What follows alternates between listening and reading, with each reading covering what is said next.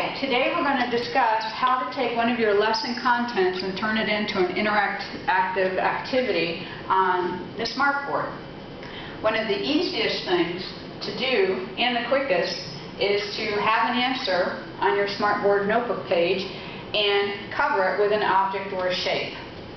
These are called hide and reveal activities.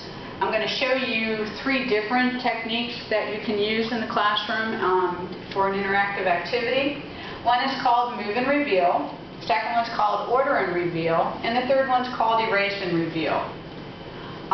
If you'd like to follow along in your beginner's handbook, it's on page 41 for this beginner session. So our first one, which is called move and reveal, we have a question, where is Tutankhamun's tomb?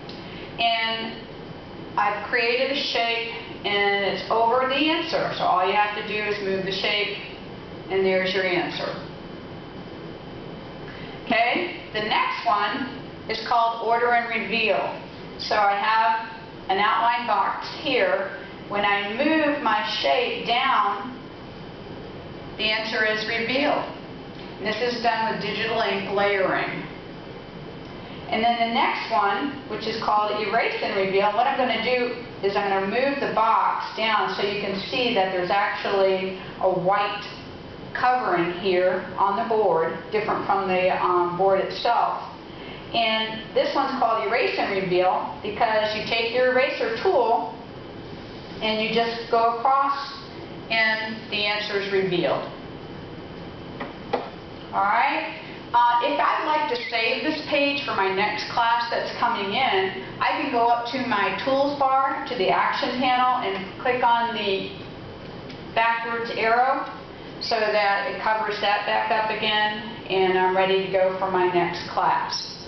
So I'm going to show you today each one of these. So the first one that we're going to do is called the move and reveal. You're going to need to come up with a question and answer. I've taken the one out of the book. It's called What is the National Animal of England? I wrote my answer as the lion. And so the first thing that I want to do is I'm going to go to my tools panel and choose the shape selection where you have the yellow square and the blue circle. I'm going to click on that or tap on that, and that'll open up the contextual panel to the right of it. And I'm going to choose a shape, and I'm going to choose the square, and I'm going to create the square on my notebook page, and I want to make sure it's large enough to cover my answer. Then make sure you go back to the arrow, point on the arrow, so that when you click on your page again, you're able to not create another square. And you'll notice that when I clicked on this, that a blue box appeared. You have a drop-down, little arrow, drop-down box that gives me a selection of things to do. I have my resize handle down here, which makes my square bigger or smaller, however I want it. And then the handle here is to change, gives me motion to move my box around which way I want it to be. A motion handle there. Alright, so I'm going to choose the properties, my drop-down handle on the right top side of my box there. I'm going to go down and choose properties because I want to fill the inside of my box. I want the box to be a different color than the page that I am on. So I did the drop-down box, I chose properties, and when this comes out, I'm going to choose solid fill. And the default, it takes it to blue, which works for me. I don't mind that being blue. And so the next thing, so now I have this. But what I'd like to do is write something in the box so somebody knows what to actually do with the box when they see that. So when you tap on the box twice, you get a cursor so that I'm able to type something into the box. So I'm going to type in there. Actually, first I want to choose the color that I want my text to be. So I'm going to go up to my contextual panel and choose the color, which I would like it to be yellow, and I want it to be bold. And now I'm going to type move to reveal answer.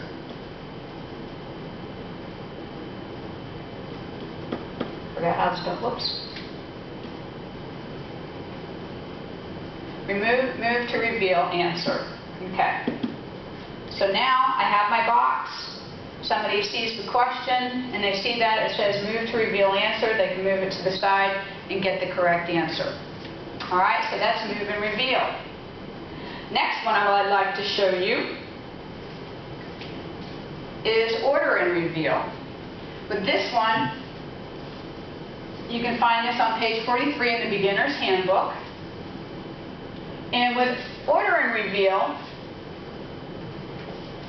you use color and layers to disguise and then reveal an object. So the first thing that we're going to do, you see I have a question, what is 4 plus 4? So you need to come up with a question and an answer. And my answer, I'm going to say, is 8.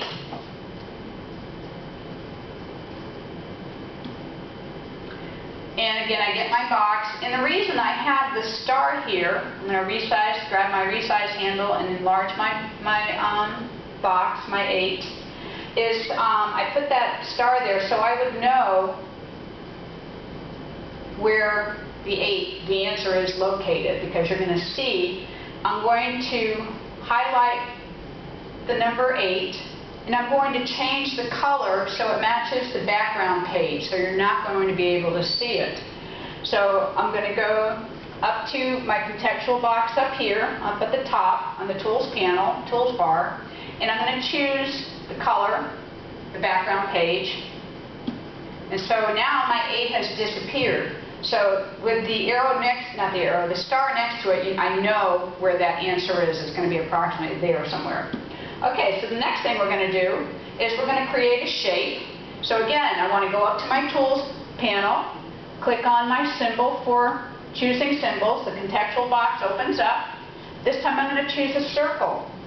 And I want to make sure I make my circle big enough that I know it's going to cover the 8, my answer. And I'm going to do again like what I did before. I want to change the color of my shape, of my circle. But I want to make sure that I click on the arrow. Now I can click on my box, and I can do the drop-down menu, go to Properties, and do a solid fill.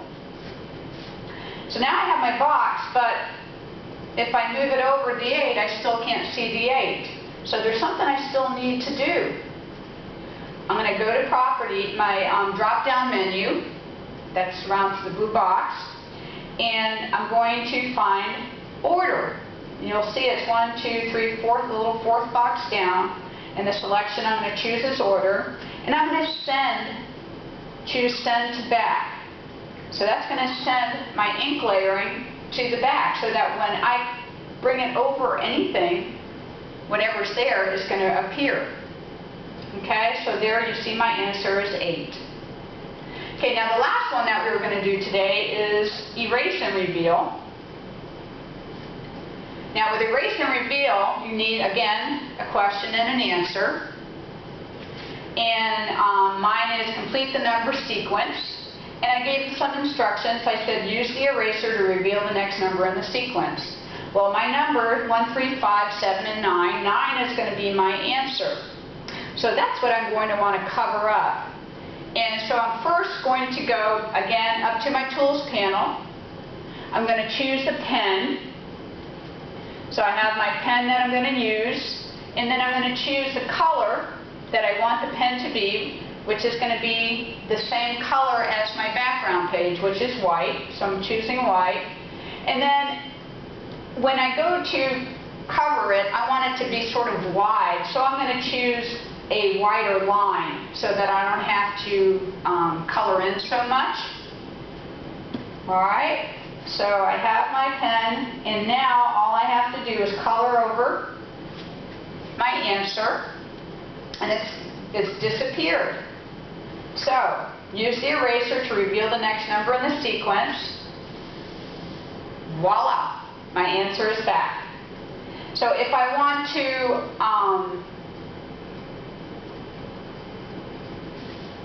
change, add or reveal again, all I need to do is cover it back, go